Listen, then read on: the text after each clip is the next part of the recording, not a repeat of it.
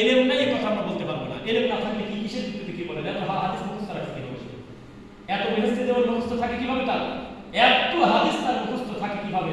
কিন্তু এত হাদিস এত আয়াত জানার পরেও এগুলো তাকে হেদায়েত দিতে পারে না, কারণ তার ভাষার মানহাজটা ভালো না। ও যেদিকে তাকায় খালি পীর সাহেবকে দেখতে পায়, যেদিকেই তাকায় কোরআন হাদিসের প্রত্যেকটা লাইনে লাইনে তিনি তার মাসাবকে দেখতে পায়, কারণ তার মাথাটা আগে বিক্রি করা। আলাউদ্দিন জিহাদের জ্ঞান নাই যদি কেউ বলেন আমি তার সাথে মানে ঝগড়া করবো, আমি স্বীকার করবো না তার জ্ঞান নেই। এমন জ্ঞান আছে তার সুপার কাছে, আমাদের আহলে হাদিসের অনেক লোক দেখতে পারবে না, এত তার জ্ঞান।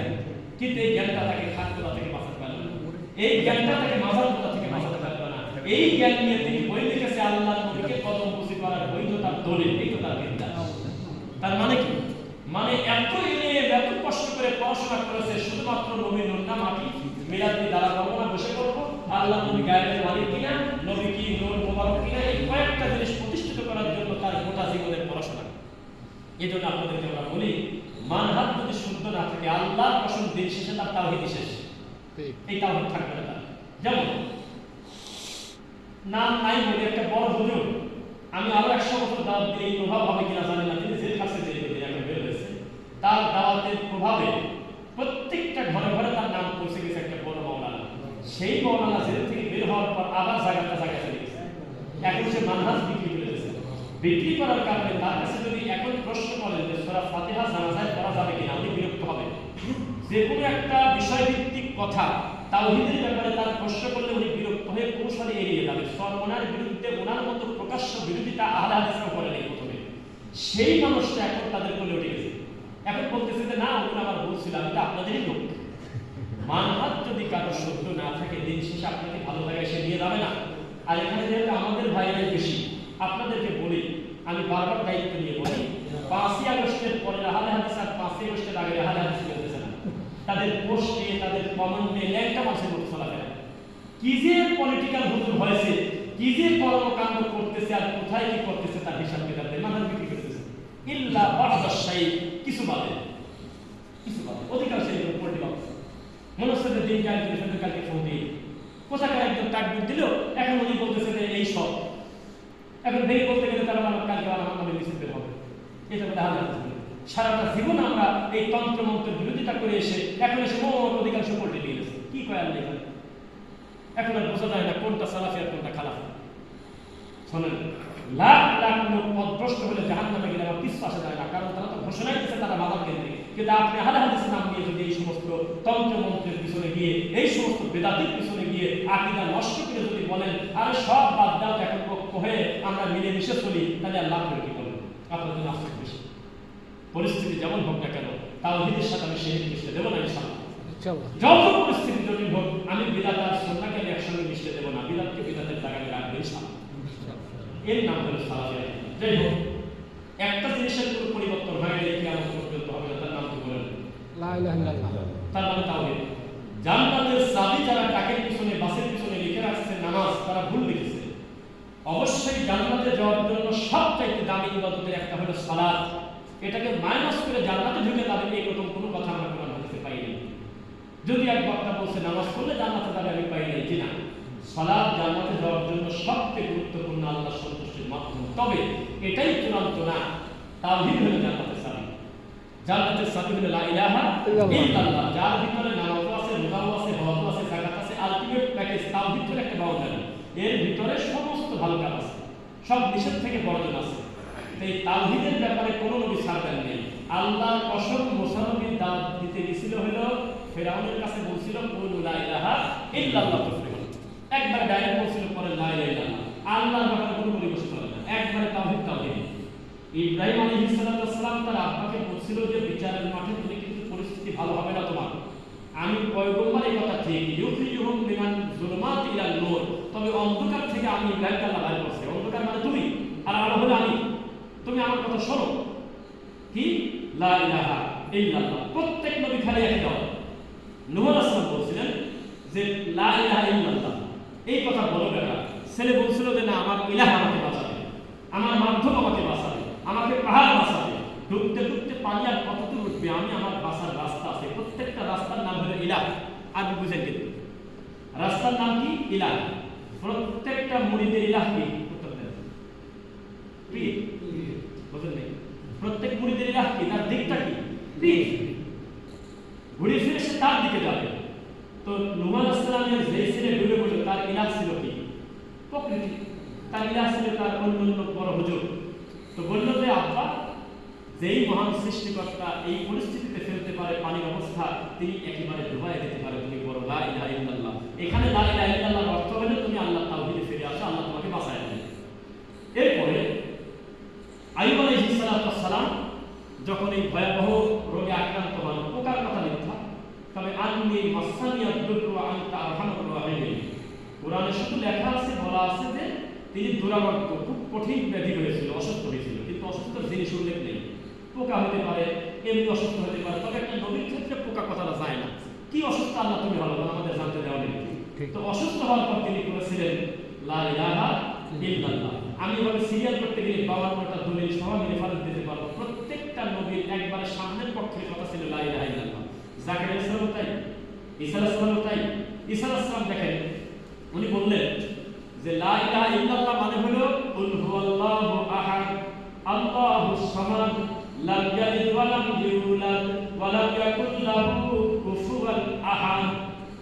আমাদের নবীর পরে ঈসা নবীর ব্যাপারে সবচেয়ে বেশি কাজে লাগছে লাম ইয়ালিদ ওয়া লাম ইউলাদ এই কথা। কেন বলেন? কারণ ঈসা নবীর ভালোবাসার মানুষদের সবচাইতে বড় মিথ্যা অপবাদ হলো মাসীহ ইবনুল্লাহ, আমাদের ঈসা হলো আল্লাহর একমাত্র ছেলে। এটা তাদের দাবি। এখনো তারা ট্রিনিটিতে বিশ্বাসী করে। এখনো তারা মনে করে মারিয়াম বাইরের কোনো মহিলা না, এটা আল্লাহরই বউ। এটা আল্লাহ থেকেই আসছে, জাত থেকে আসছে। এটা নাম আলাদা করা তাই। ঈসা নবী বাইরের কেউ না, এটাও আল্লাহর ছেলে। এভাবে তারা তিনি বিশ্বাস করে। তখন তিনি বলেছিলেন লাম ইয়ালিদ ওয়া লাম ইউলাদ ওয়া লাম ইয়াকুল লাহু কুফুয়ান আহাদ। এটার নামও তাফসীর ইবনে কাসিরে বলা হচ্ছে তাওহীদ। সূরা ইখলাসটা কিন্তু তাওহীদ, জানেন কিনা? ইখলাস মানে তাওহীদ। কারণ নাম যদি কোনো প্রতিষ্ঠানের নাম দেন ইখলাস, তাহলে আপনি ঘোষণা দিয়েছেন এটা হলো তাওহীদ। যদিও আমাদের দেশে ঘোষণার সাথে বাস্তবে মিল নেই। গাজীপুর থেকে ময়মনসিংহ যেতে রাস্তার ডান পাশে একটা মাদ্রাসার নাম লেখা হারামাইন শরীফাইন মাদ্রাসা, অথচ তাবিজে শেখায়। অথচ মরা মানুষ মরতে মরতে দৌড়ে চলে যায় তার বাড়িতে কুলখানি করতে, মানে খতম করতে। অথচ হুজুররা জলটা খায়। অথচ হুজুররা শিরক এবং বিদআতের সাথে লিপ্ত। বিশাল মাদ্রাসায় লেখা হারামাইন শরীফাইন, এত সুন্দর দুই হারামের নাম দিল, অথচ ভিতরে পুরা বেদাত। তার মানে নামটা আমরা ভালো ব্যবহার করতেছি। ইখলাস মানে তাওহীদ। আর তাওহীদের বিপরীতে কি বলেন দেখি শুনি? শিরক। ওয়াজ এগুলি এর মসজিদে বলতেছি না, এর থেকে দাম ওয়াজ হয় না। এই তাওহীদের ওয়াজ করতে করতে শুনতে শুনতে এই অর্জন করতে করতে আপনি ভুলে যান। খবরদার বিরক্ত হবেন না। তাওহীদি ওয়াজ দলিল ফাআলাম আন্নাহু লা ইলাহা ইল্লাল্লাহ। মুহাম্মদ সাল্লাল্লাহু আলাইহি ওয়াসাল্লামকে আল্লাহ বলতেছে আপনি আগে এই ইলম অর্জন করেন যে আল্লাহ ছাড়া কোনো সত্য ইলাহ নাই। মানে আমাকে বলে নাই, বুঝলেন? আল্লাহ নবীকে বলতেছে আপনি নিজে আগে এই ইলম অর্জন করেন যে আল্লাহ ছাড়া কোনো সত্য ইলাহ নাই। এটা কিসের কথা? তাওহীদের কথা না কিসের কথা? তাওহীদ আর কিছুই নাই। মানে দুই, রাসূল সাল্লাল্লাহু আলাইহি ওয়াসাল্লাম বলতেছে মা তাদরি মান কিতাব ওয়াল ঈমান। ভাই কি তাকাবেন, বুঝতে পারবেন তাহলে কথাগুলো ঠিক বলতেছি কিনা। রাসূলকে মনে পায় দিচ্ছে আল্লাহ, হে নবী আপনার কি মনে আছে আপনি আগে জানতেন না কিতাব কি, ঈমান কি? মা তাদরি মান কিতাব, আগে পূর্বে জানতেন না কিতাব কি, ওয়াল ঈমান, ঈমান কি? ওয়ালাকিন জাআলনাহু নূরান নাহদি বিহি মান নাশাউ মিন ইবাদিনা। আমি পরে জানাইছি আপনাকে, আপনি আগে জানতেন না। কিতাব কি জানতেন না, ঈমান কি জানতেন না। কিন্তু এই আয়াতটা আল্লাহর কসম পরোক্ষ প্রত্যক্ষভাবে আমাদের এই দেশে অধিকাংশ সুন্নি এবং বেদাতীরা অস্বীকার করে। যদি বলেন কোরআনের আয়াত অস্বীকার করে, প্রমাণ যদি না দিতে পারে আমাকে ধরে রাখবেন। কিভাবে অস্বীকার করে তাকান। তাদের কাছে গিয়ে যদি বলেন যে আল্লাহর নবী দুনিয়াতে জন্মগ্রহণ করেছিলেন তখন তিনি কোনো ইলম জানতেন না, আল্লাহ তাকে পরে জানাইছে, তাহলে রাগ করে আপনাকে পারলে একটা থাপ্পড় দিয়ে দেবেন। তারা বলবে যে তার একজন নগণ্য উম্মত আব্দুল কাদের জিলানী 18 পড়া নিয়ে বের হতে পারে, আর আমার নবী কিছু না জানি বের হয়েছে কেন? তারা বলবে আমার নবী হলো আকাশ সৃষ্টির আগে, বাতাস সৃষ্টির আগে, জিবরাইল সৃষ্টির আগে। কোরআনের আয়াত অস্বীকার করে তারা। অথচ বলতেছে আল্লাহ মা তাদরি মান কিতাব ওয়াল ঈমান, আপনি জানতেন না কিতাব কি, ঈমান কি? আমি আল্লাহ আপনাকে জানাইছি। বালাগাল ওয়ালা বিকামালিহি না কামালিহিল্লাহ। যদি আল্লাহ বলেন তাহলে এটা বৈধ আছে বলার ক্ষেত্রে কোনো শব্দ। মুহাম্মদ সাল্লাল্লাহু আলাইহি ওয়াসাল্লাম কোরআনকে সম্মান উঁচু জায়গায় নিয়েছেন আল্লাহর কামালিয়াত দ্বারা, আল্লাহ তার মাধ্যমে। আর যদি বলেন যে বালাগাল লাবি কামালিহি, তাহলে রাসূল একা তার নিজের যোগ্যতায় কামালিয়াত অর্জন করেছেন। কামালিহি লা কামালিহি, এখানে একটা কথা। তামিল মাদ্রাসার মুহাদ্দিস 29 বছর তিনি চাকরি করেছেন মুহাদ্দিস পদে, যাকে বলা হতো উত্তরবঙ্গের হাতে গোনা কয়েকজন একজনের আলেম। সেই মানুষটা বালাগাল উলাবি কামালিহি ব্যাখ্যা দিচ্ছে। সুন্দর কথা কিন্তু মনোযোগ দিয়ে, বালাগাল উলাবি কামালিহি বলা যাবে না। গত কয়েকদিন আগে আহলে হাদিসের এক বক্তা বলে গেছে, সেই 16 সালের কথা বলতেছে। তো হুজুরের মুখের দিক তাকান যাচ্ছে, উনি রাগ হয়ে বলতেছে ওনারা ফিতনাবাজ, আমি দলিল দিয়ে দেবো বালাগাল উলাবি কামালিহি বলা হবে। বলেন তো, বলতেছে যে গত পরশুদিন যে আব্দুর রাজ্জাক বিন ইউসুফ নামে একজন বক্তা পাবনা খয়েরশুটিতে ওয়াজ করে গেছে বালাগাল উলাবি কামালিহি বলা যাবে না, উনি মিথ্যা কথা বলছে। তখন বলতেছে ঠিক আছে আপনি বলেন সত্যটা। তো বলে যে আব্দুল কাদের জিলানী একটা রাস্তা দিয়ে হেঁটে যায়, যাওয়ার পথে দেখে একটা কবরস্থান থেকে বিকট ঝগড়ার আওয়াজ আসে। ঝগড়া হচ্ছে, কঠিন ঝগড়া নামে না। তাদের কাছে গিয়ে তিনি সালাম দিলেন, সালামের জবাব দিলেন। জবাব দেওয়ার পর দেখা যায় যে দুই পক্ষের প্রায় লাঠি মারামারির পর্যায়ে। তখন আব্দুল কাদের জিলানী বলল তোমরা কারা? বাম পাশের গ্রুপ বলতেছে আমরা হলো খ্রিস্টান, ডান পাশের গ্রুপ বলতেছে আমরা হলো মুসলিম। তো বলে তোমাদের দলিল কি হয়েছে তোমাদের? বলতেছে আমি বারবার বলতেছি আমাদের ঈসা নবী হলো আল্লাহর সবচাইতে প্রিয় এবং সবচেয়ে বড় নবী, আর উনি বলতেছে মুহাম্মদ সাল্লাল্লাহু আলাইহি ওয়াসাল্লাম হলো সবচেয়ে বড় নবী। তো মুহাম্মদ সাল্লাল্লাহু আলাইহি ওয়াসাল্লামের সবচেয়ে বড় নবী যে বলছে তাকে বলতেছে তোমার দলিল কি? তো উনি বলতেছে দলিল লাগবে কি কারণে? শেষ নবী, রাহমাতুল লিল আলামিন, খুলুকুন আযীম, অনেক কথা বলছে, বলতেছে তার থেকে বড় কেউ নাই। তোমাদের দলিল কি? তাহলে আমাদের নবী ঈসা তিনি মৃত মানুষকে জিন্দা করেছেন, এই জন্য আমাদের ঈসা নবী হলো সবচেয়ে বড়। দলিল দিতেছে কি? তারপরে বলতেছে যে আপনি সমাধান দেন, আপনি হলো একটা বড় পীর বা বড় সম্মানী লোক, আপনি তারা দিয়ে দেন। তো বলতেছে আমি ফয়সালা দিচ্ছি, মুহাম্মদ সাল্লাল্লাহু আলাইহি ওয়াসাল্লাম লাগবে না, আপনার আবু বকর সিদ্দিক লাগবে না, কোন নবী সাহাবী লাগবে না। আল্লাহ নবীর মৃত্যুর 100 বছর পর 500 বছর পরে আমি আব্দুল কাদের জিলানী একজন উম্মত হিসেবে বলতেছি, সেই নবীর গোলাম হিসেবে, যে কি বলে তোমাদের নবী ঈসা মরা মানুষকে জিন্দা করেছিল। তাই কুম্বি ইজনিল্লাহ, কুম্বি ইজনিল্লাহ, জিন্দা হোক কার হুকুমে? আল্লাহ ইজনিল্লাহ, মানে তার ইচ্ছায়।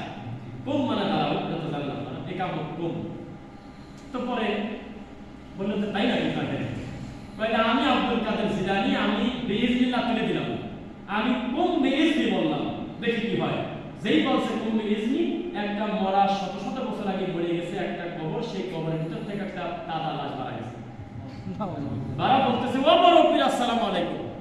তখন উনি তাড়াহুড়া করে বললেন তুই আবার ঘুরে যা। তখন আবার তিনি প্যাকেট হয়ে গেলেন। তখন এই লোকজনকে প্রমাণ করা হচ্ছে যে আল্লাহর নবীকে লাগবে কেন? আল্লাহর নবীর একজন নগণ্য একজন উম্মত, একজন পীর সাহেব কেবলা আব্দুল কাদের বলতেছে আমার হুকুমে জিন্দা হবে, এখানে আল্লাহ নাই, তো তোদের ঈসা বড় হয় কি করে? দলিল বলে গেছে, এই বলে বালাগাল উলাবি দলিল। অথচ ডক্টর খন্দকার আব্দুল্লাহ জাহাঙ্গীর রাহিমাহুল্লাহ একটা সুন্দর কথা বলেছেন, আমার বারবার মনে আসে বলে। উনি বলেছেন কোরআন